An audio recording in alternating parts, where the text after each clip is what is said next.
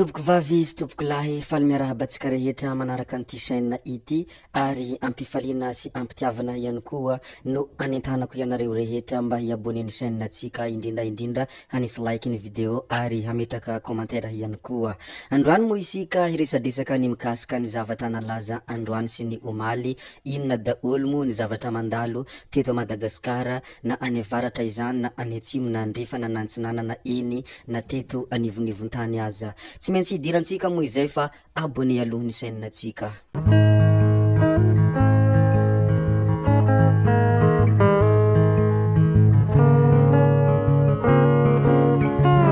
Isika rehetra ato anatin'ny chaîne mo dia tsy atao toy ny tompotry ny mihony fa tsy maintsy ampahafantarina ny zava-misy ary tsy maintsy ampahafantarina ny zavatra mandalo ihany koa. Inona mo ny vaovao malaza hidirantsika voalohany? Ny hidirantsika voalohany mo ny mikasika an'ity hitantsika amin'ny sary ity fa ny any Amandritsara mo ity hitantsika amin'ny sary ity. Nidina andalambe ary namotika fotodrafitrasa miorina eo anoloan'ny vavahadin-tsekoly ny mpianatra ao amin'ny lycée Victoire miadana any Amandritsara mo izany mazava ho azy. Raha ny vaovao izay miely sy vaovao miparitaka mo dia tsy mankasitraka ny fanorenana fotodrafitrasa fiangonana eo anoloan'ny vavahadin'ny sekoly ny tompon'andraikitra sy ny mpianatra ao amin'ny lycée Victoire miadana Amandritsara. Efa nisy ny fitarenana mialoha nalefa amin'ny ambaratonga pahefana rehetra ao Amandritsara ary tonga hatrany amin'ny ministeran'ny fanabeazam-pirenena momba ity fotodrafitrasa ity ka namoaka noty fampitsaharana asa ny fitondram-panjakana ifotony fa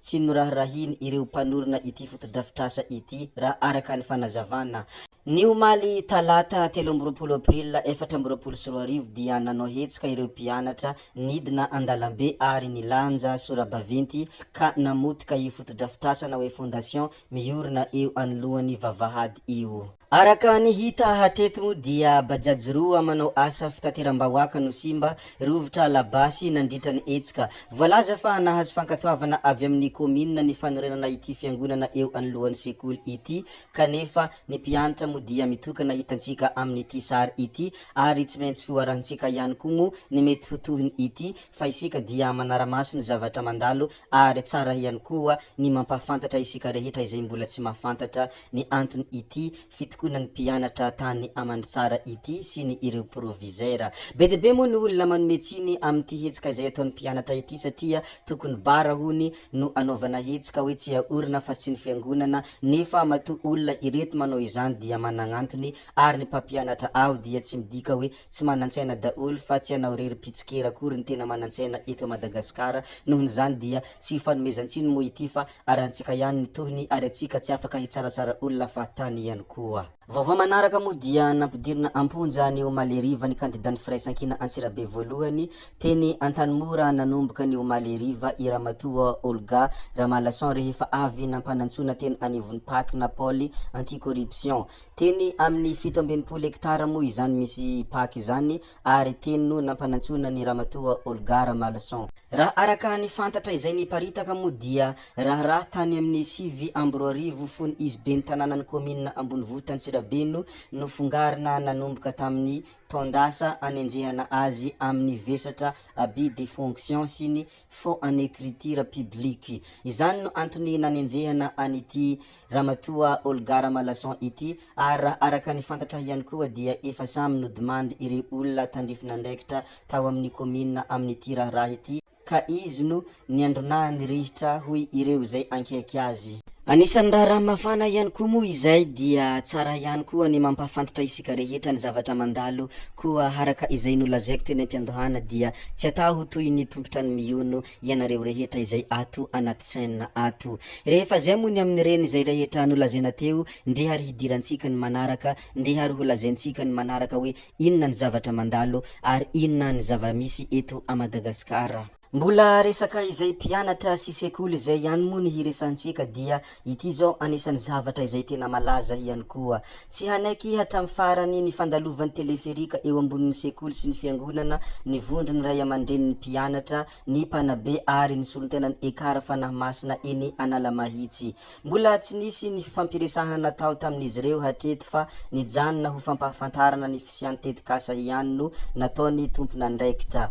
Vonona hitondra ny fitare firenena iny amin'ny sehatra iraisam-pirenena izy ireo raha toa ka tsy misy vahaolana ity zavatra ity raha ny fanambarana izay nisy sy ny vaovao izay niparitaka. Zay sy zay moa ny zava-misy any Analamahitsy koa dia inona ny mety hitovin'izay anjarantsika rehetra moa dia samy mametraka ny fanontaniana fa isika rehetra dia samy tsy misy valiny amin'izany zavatra izany fa tsy maintsy manaraka ny tohiny ary tsy maintsy harantsika ihany koa ny mety ho fizotran'ny tantara raha ity zava-misy ity. Ny teleferika moa dia anisan'ny ilain'ny vahoaka malagasy ary anisan'ny ilaina hiadivana amin'ny fitohanana na hoe embouteillage nefa ity fiangonana sy ny sekoly reto dia tsy manaiky hatramin'ny farany inona ary ny tokony hatao, iza ny marina de anizany fôty koa dia arantsika moa izay ary tsy manana fahefana hitsarany amin'izay isika harantsika ny tohiny ary manaraka ny tohiny ihany no hazontsika atao. Ndeha ary hijerevantsika ny zavatra manaraka hoe inona ny vaovao ary inona ihany koa ny malaza.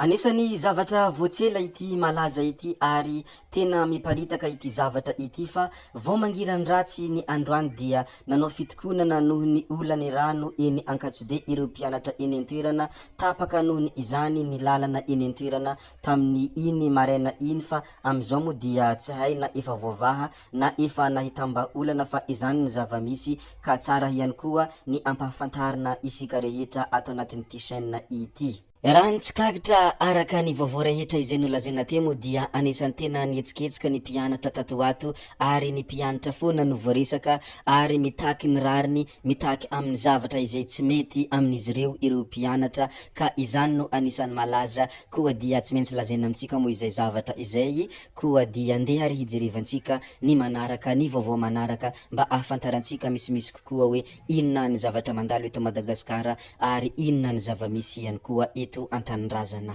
Ity manaraka ity indray dia anisan'ny zavatra hafa kely fa tsara ihany foana ny mampahafantatra atsika ity zavatra ity. I Joseph Daf moa dia mpanakanto evangelika ary mihira mikasika an'izany hira fiderana izany dia nandefa afatra tamin'ny mpanaraka azy mba ho hitany izao rehetra izao ary mba ho hitany malagasy rehetra. Ho an'ny mpitendry hira fiderana hoy Joseph Daf dia betsaka ny olona maneso sy mandatsa atsika fa misy koa ny micomprendre atsika sady manohana fa mafy ny asantsika ary mihoatra ny miditra ny mivoaka hoy hafatra ny Joseph Daf.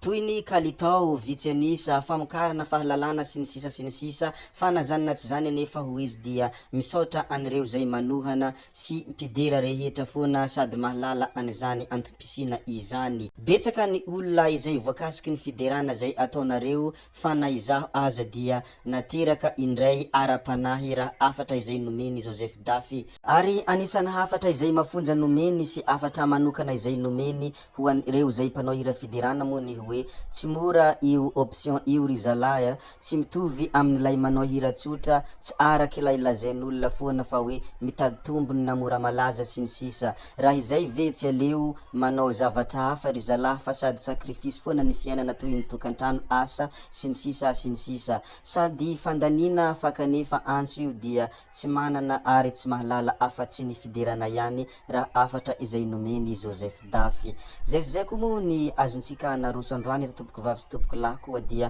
amin'ny manaraka indray isika no manao ny misimisy tsara ihany moa na mpahafantatra ireny zavadrehetra ireny ianareo koa dia amin'ny manaraka indray hametra beloma izahay. Bye bye, gaby oye, tsao tsao.